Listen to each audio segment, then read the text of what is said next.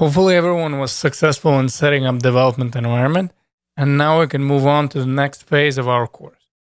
Normally, this would be the point where we would download and examine Create React App Tool. However, there's something I would like to cover first. I understand that everyone who sees the terminal for the first time, this might look scary. And what am I talking about? Well, this is going to be this scary thing over here.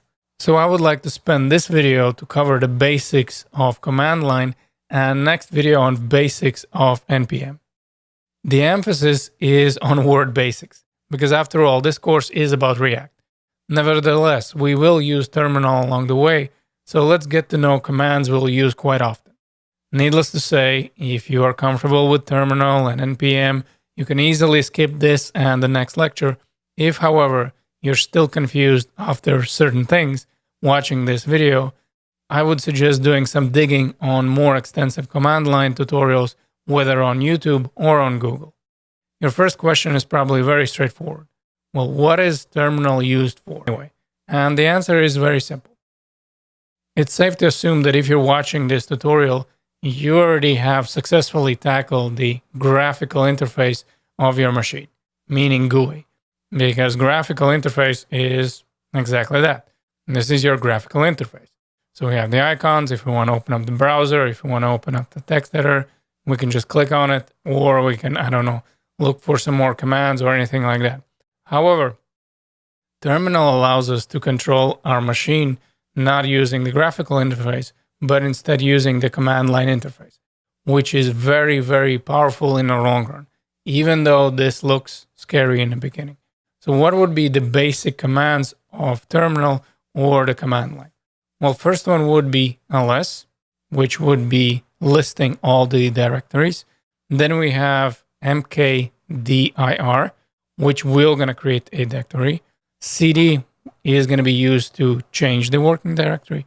And cd with 2 dots will be used to navigate around the directories. If we would like to clear the console, we just need to type clear. And if we would like to access previous commands, we can go with arrow keys up and down. And we might as well have a look how this is going to all work. So let's say first we would need to understand where we at.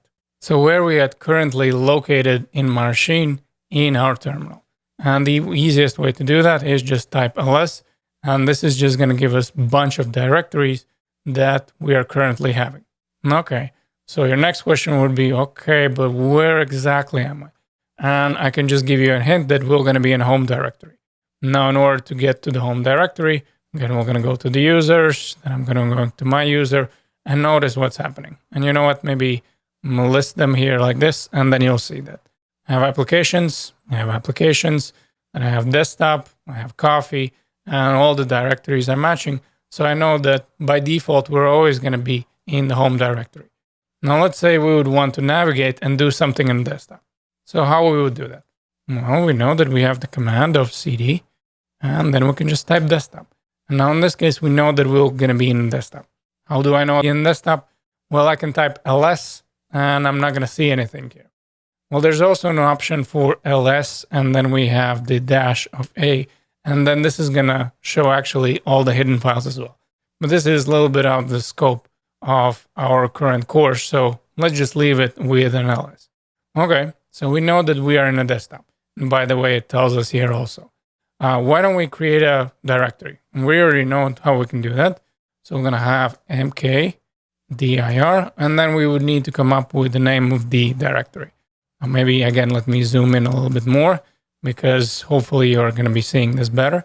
And then just write the directory of the example. And what I'm seeing here all the way on the right-hand top corner is my example directory. Here I have a few options if I would like to navigate to this directory. I can type cd, and again, I'm going to be going to the example. So that we're going to navigate to this directory. And if I would want to navigate out of the particular directory, I would need to type cd and then 2 dots. So now you can see I was in the example. However, we navigated back out into the desktop. So we also have an option of how we can navigate to the example folder. And that one is to type cd, and then we can just drag and drop the folder where we'd like to navigate.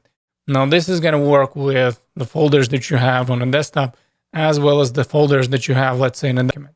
Just drag and drop it in my terminal, and this is going to be navigating to that particular folder. You want me to show you? So let's say we drag and drop it, and once we're going to press return or enter, we will going to be navigating to this particular folder. Well, what other commands we had? I believe we had a clearing of the console. So I can type to clear the console, and this is going to clear my console.